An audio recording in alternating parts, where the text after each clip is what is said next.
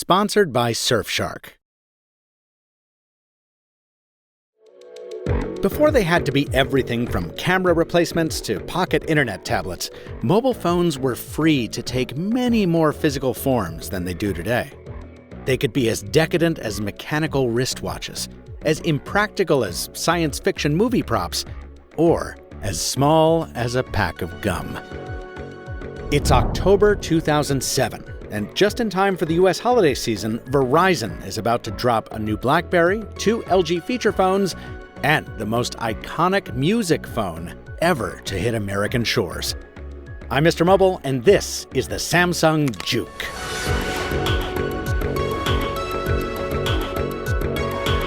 Now, this may be one of the most fun phone designs of all time, but it's also one of the most difficult phones to source these days. In fact, I first started making this video over 5 years ago. Yep, way back in December of 2020, fresh from immortalizing another musical Samsung phone, I took delivery of what was to be, though I didn't know it at the time, my first of several Juke devices. Somehow I preserved that footage all this time, so let's finally put it to use.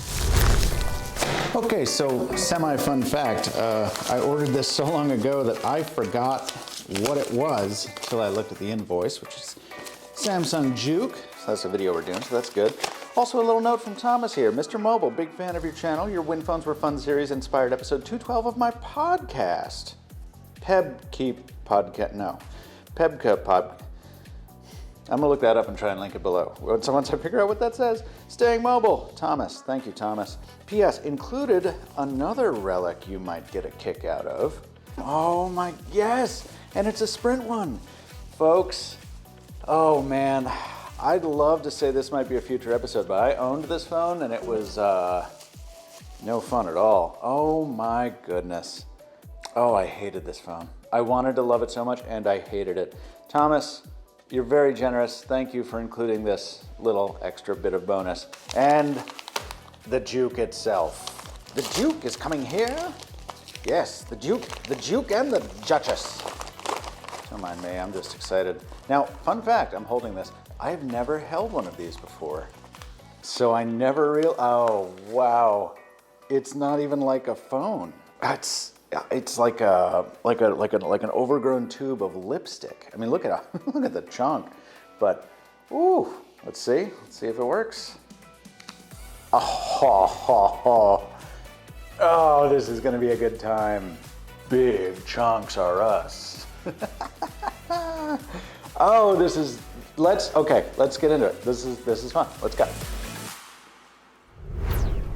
Now, sadly, I could not just get into it, since this particular phone had a non-functional battery. That's common in the vintage tech business, but apparently especially common among phones from this device family. I went through something like 4 or 5 bloated batteries before finding a working one, only to discover that the phone it came with was pin-locked. Another extremely common pitfall of vintage phones. So I gave up for half a decade, until this Valentine's Day, when my girlfriend gifted me a fully functional specimen of the Juke's international progenitor. You're welcome, world. I'm a lucky guy. Yeah, turns out you can't tell the story of the Juke without first learning about the Blush, aka the SGH X830, aka the phone-enabled MP3 player! Exclamation point. Yes, in the post-iPod but pre-iPhone world of 2006, dedicated MP3 players were still very much a thing. I carried this one from Creative at the time, with a meager 128 megabytes of storage, but I still loved it. And while companies had already been cramming MP3 players into their cell phones for years, this period saw the momentary rise of a subgenre of phones built specifically for music listeners. Into a segment dominated by Sony Ericsson's Walkman, Nokia's Express Music, and LG's Chocolate and Fusic phones, Samsung launched something wildly different. Something more closely aligned with Nokia's Lipstick lineup of roughly the same period, and closer in size to that Creative player I had.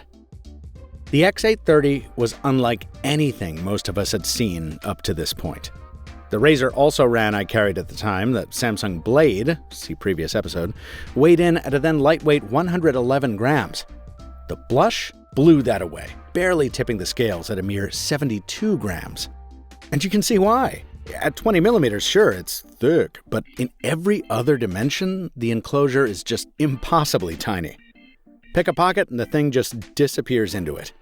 Applied just a bit of pressure to the corner and the phone switchblades open with a satisfying thwack.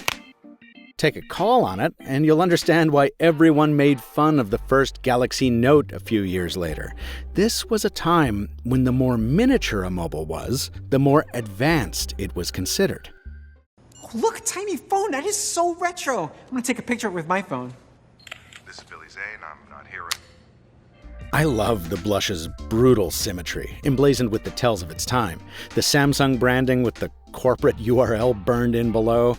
The prominent Bluetooth tattoo right below the display, letting you know you don't need wires to take your very important calls. Under the hood sat a full gigabyte of storage for MP3s, and that prominent wheel was there to let you scrub through them. More on this in a sec. Also of the time, the camera resolution of 1.3 megapixels. And honestly, for 20 years out of date on a phone this small, these shots ain't as bad as they could be. But such shrinkage carried sacrifices.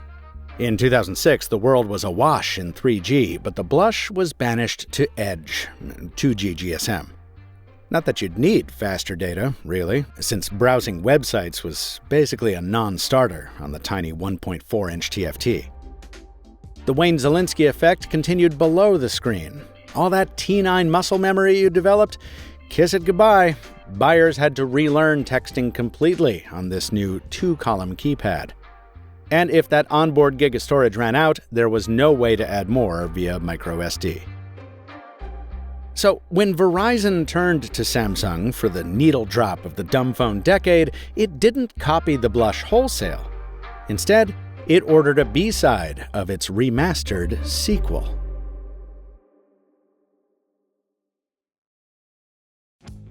I used to think VPNs were only for people doing shady stuff online, until I started spending over 100 days a year on the road.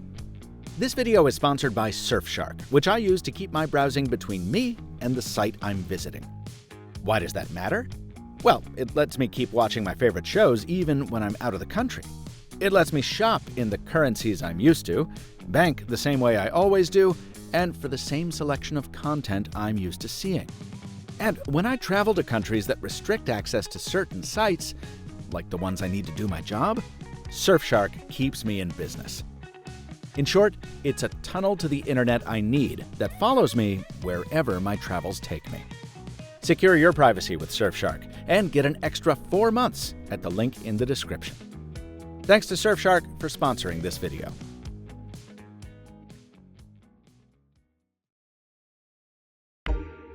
Now this is a music phone.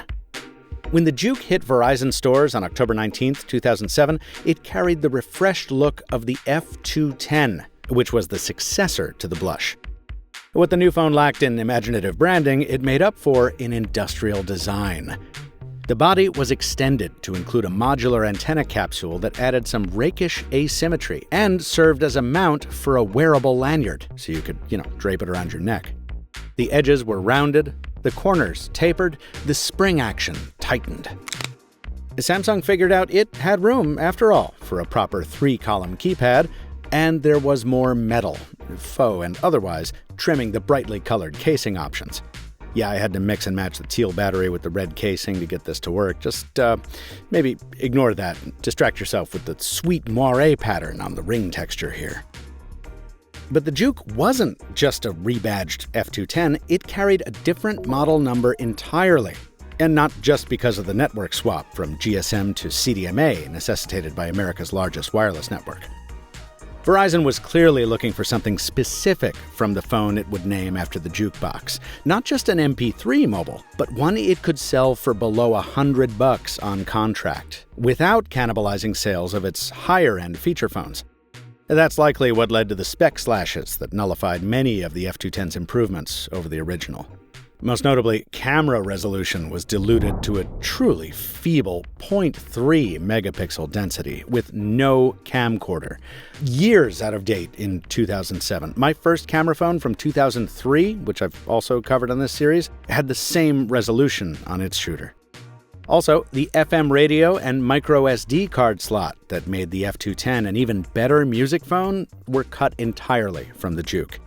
And as was Verizon's custom at the time, Samsung's software was painted over with a variation of the interface common to all phones on Big Red, and Bluetooth was viciously hobbled to remove any ability to transfer files off the phone without a data plan or a data cable, which is why I can show you photo samples from the Blush, but not the Juke.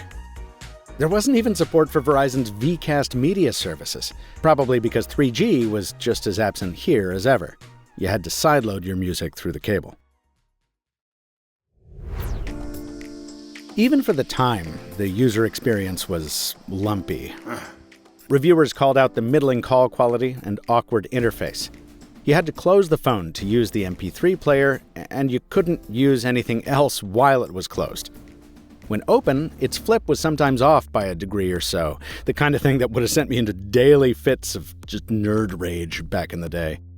That ring that looks so cool is a total pain to navigate. It's not a touch-sensitive pad, but a mechanical wheel whose radial texturing actually makes it harder to spin. My favorite review quote comes from my old friend Eric Zeman, writing for Phone Scoop, who quipped, "There's no nice way to say it. The Juke is a goofy little phone." But in the long run, none of that mattered to the people who would come to love this little delight. You don't have to dig too far into the Wayback Machine to find blog posts memorializing the Juke and its place in our culture. A lot of folks seem to have bought this phone in either its postpaid or prepaid Verizon Impulse editions.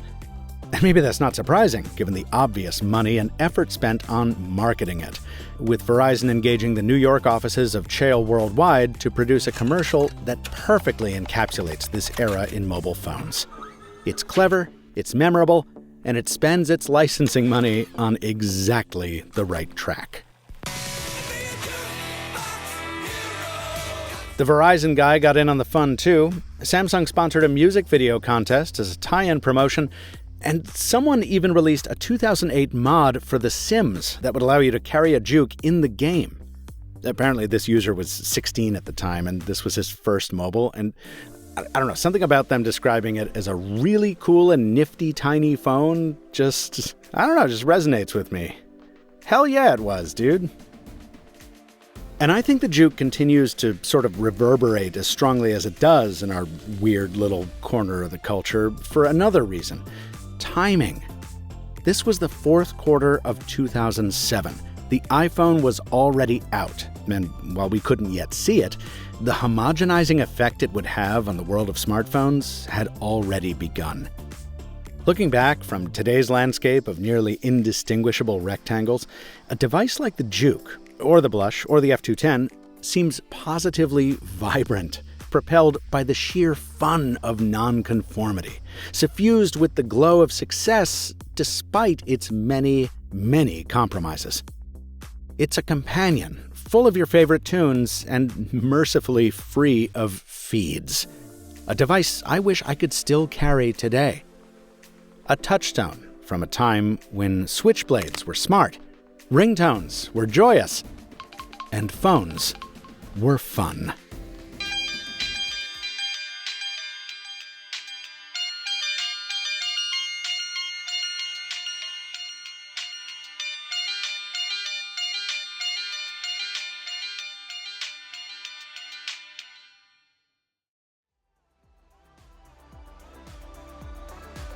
Hey, did you own a Samsung Juke or either of its predecessors? If so, I would love to hear your stories.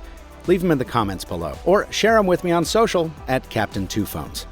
As always, neither Samsung nor any other manufacturer had editorial input into this video or copy approval of same, and I was not paid by a manufacturer to produce it. So please, subscribe to MrMobile and spread the word about this series so I can keep making more. Until next time, from Michael Fisher, thanks for watching. And stay mobile, my friends.